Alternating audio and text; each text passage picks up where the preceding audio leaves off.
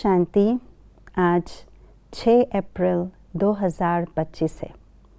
बाबा सदैव मुरलियों में यही बात हम बच्चों को कहते हैं, बच्चे याद भी करो बाबा को और साथ साथ दैवी गुणों की धारणा भी करो, क्योंकि बाबा सर्व गुणों के खान हैं और वे खान हमें अपने आत्मा को कैसे श्रृंगार करना है वही सिखाते हैं। तो गुण मूर्त बनना और गुण मूर्त दूसरों को बनाना, यही बात हम ब्राह्मण बच्चों के कर्तव्य है। लेकिन गुण मूर्त बनते बनते कई बार हम खो देते हैं इन गुणों को। इसका कारण क्या है? आइए आज के स्लोगन द्वारा जानते हैं। बाप दाता के गुण गाते रहो तो स्वयं भी गुण मूर्त बन जाएंगे। सर्व गुणों की खान शिव भोले भंडारी। हम ब्राह्मण बच्चों को गुणों से श्रृंगार करते रहते हैं, परंतु उस श्रृंगार को कई बच्चे, ब्राह्मण बच्चे कायम नहीं रख पाते। उल्टा देह अभिमान के धूल मिट्टी में लोट खा करके अपने आप को खराब कर देते हैं। इसलिए बाबा कहते हैं, बच्चे दैवी गुणों की धारणा करो, गुणों को कायम रखो अपने जीवन में, तो सदा गुण मूर्त बनते जाएंगे। और इसके लिए एक विशेष उपाय, सहज से सहज उपाय बाबा ने आज के स्लोगन में बताया गुण मूर्त बनने के लिए।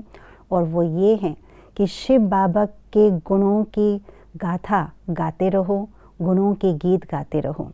शिव बाबा के गुणों की गीत गाना अर्थात बाबा से जो हमने प्राप्त किया है उन प्राप्तियों को स्मृति में लाना, उन प्राप्तियों को स्मृति में ला करके अपने आप को निमित्त समझना और निमित्त भाव से करण करावन हार बाबा को याद करना।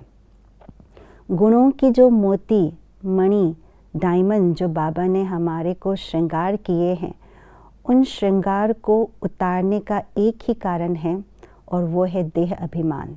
जब देह अभिमान आ जाते हैं तो गुणों के श्रृंगार गायब हो जाते हैं। इसलिए बाबा कहते, बच्चे अपने आप को निमित्त समझो, करण करावन हार मुझ आत्मा द्वारा करा रहे हैं और इससे हम बाबा के गुणों की जो गाथा है उसको हम गा सकते हैं। बाबा आपने मुझे क्या से क्या बना दिया, आप तो शक्ति के पुंज है, आपने मुझे शक्ति दे दी। बाबा आपने मेरे भाग्य को इतना ऊंचा बना दिया, आप भाग्य विधाता है।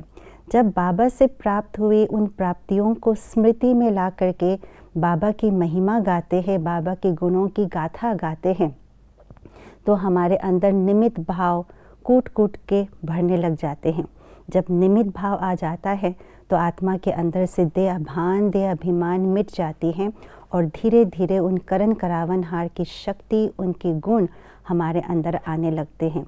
और जब ये एक साइंस है कि जब हम कोई भी चीज़ को बार बार स्मृति में लाते हैं, बार बार वर्णन करते हैं, वही चीज़ हमारे अंदर भी आने लगती हैं।